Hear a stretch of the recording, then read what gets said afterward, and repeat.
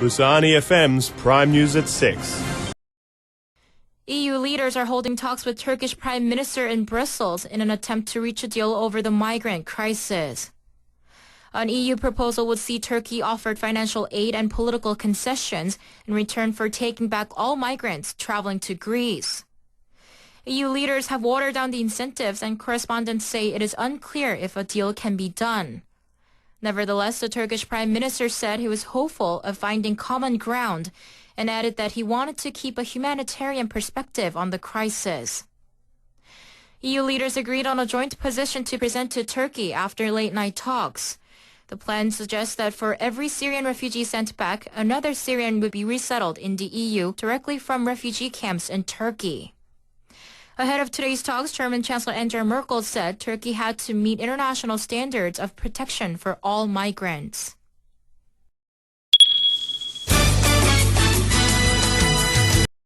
Some 67 passengers of Jin Air, whose aircraft had to make a turnaround due to a door ajar during its flight from the Philippines to Kimei Airport in January, will file a class action suit against Jin Air next week.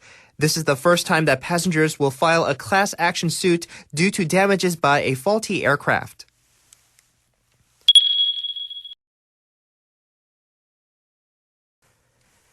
An underground roadway will be created at the entrance of the Hwangyang Tunnel in Cheonpo-dong, a heavily congested intersection. The city of Busan decided to build an underground roadway with 4 lanes, 2 lanes going each way in the 280-meter section of Munjeon intersection between Cheonpo-dong and Munyeon's financial complex, with a completion date set for 2019. After the Hwangyang Tunnel became free of charge in 2010, the traffic volume of the surrounding Munjeon intersection drastically increased, and a heavy traffic jam has been occurring daily.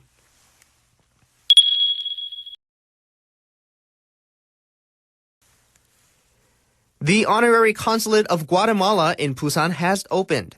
An official from the city of Busan said the opening ceremony of the Honorary Guatemala Consulate in Busan will be held on the 15th floor of the Sambi building in Pyeongchon-dong of Busan Jingu at 3 p.m. on the 23rd.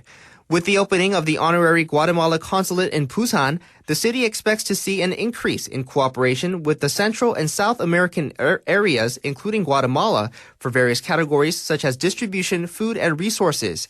Im Soo-bok, a chairman of Ganglim Cultural Foundation, was selected as an honorary consul.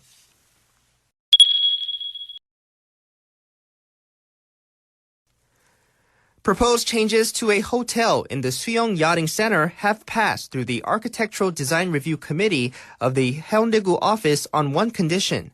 An official from the Architectural Design Review Committee of the Haeundae-gu office said that the changes in construction to the hotel adjacent to the apartment complex has passed through on the condition that the number of floors is decreased from the existing 15 stories to less than 12 stories. Meanwhile, in relation to the passing of the hotel construction bill, residents and civic groups are reacting strongly against this decision, saying that it is a rough and ready administration.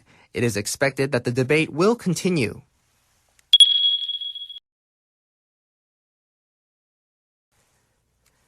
The Korea Hydrographic and Oceanographic Agency created an online website that will include information on marine leisure tourism and marine facilities such as harbors and fishing ports, as well as a terrain intelligence mapping service of the sea's coastline and water depth. After some 68 years of mapping the sea map named Gebanghae will be available on the website and will feature over 70 different types of ocean space information. Anyone can view the map by accessing the Korea Hydrographic and Oceanographic Agency website.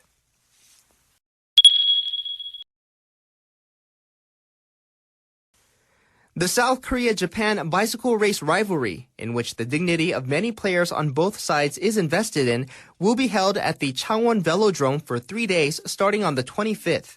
Korea's record against Japan consists of 2 wins and 1 loss, and many star players from both countries will be participating in the game.